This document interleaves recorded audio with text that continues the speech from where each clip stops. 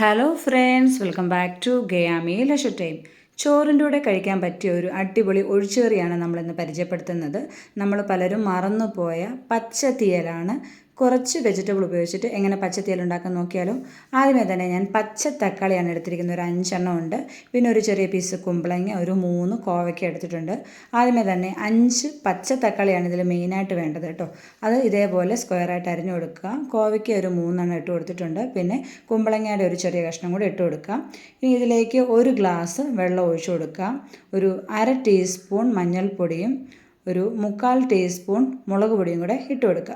എന്നിട്ട് നമുക്ക് ആവശ്യത്തിന് ഉപ്പൂടെ ചേർത്തിട്ട് നന്നായിട്ടൊന്ന് മിക്സ് ചെയ്യുക. മിക്സ് ചെയ്തതിന് ശേഷം നമുക്ക് അടച്ച് വെച്ചിട്ട് ഈ വെജിറ്റബിൾസ് വേവാനായിട്ട് അടച്ച് വയ്ക്കുക. ഒരു 5-6 മിനിറ്റ് കഴിയുമ്പോൾ തന്നെ ഇതൊന്ന് വാടി വരും കേട്ടോ.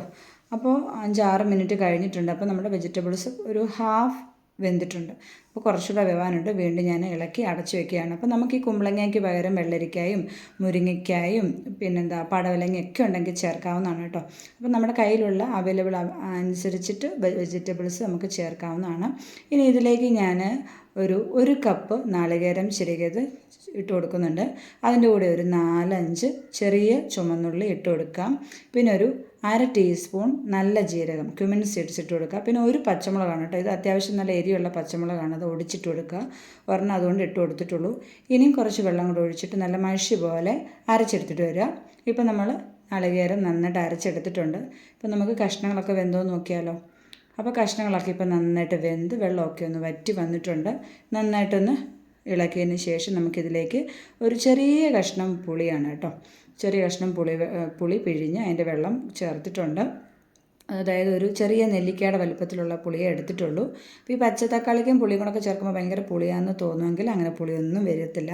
ഇനി നമ്മൾ ഇതിലേക്ക് അരച്ച് വെച്ചിരിക്കുന്ന നാളികേരത്തിൻ്റെ അരപ്പൂടെ ചേർത്ത് ആ മിക്സി കഴുകി കുറച്ച് വെള്ളം കൂടെ ഒരു 1/2 ഗ്ലാസ് വെള്ളം കൂടെ ചേർക്കുക. അപ്പോൾ നമുക്ക് ഒഴിച്ചുകറി ആയതുകൊണ്ട് കുറച്ച് ചാറായിട്ട് വേണം.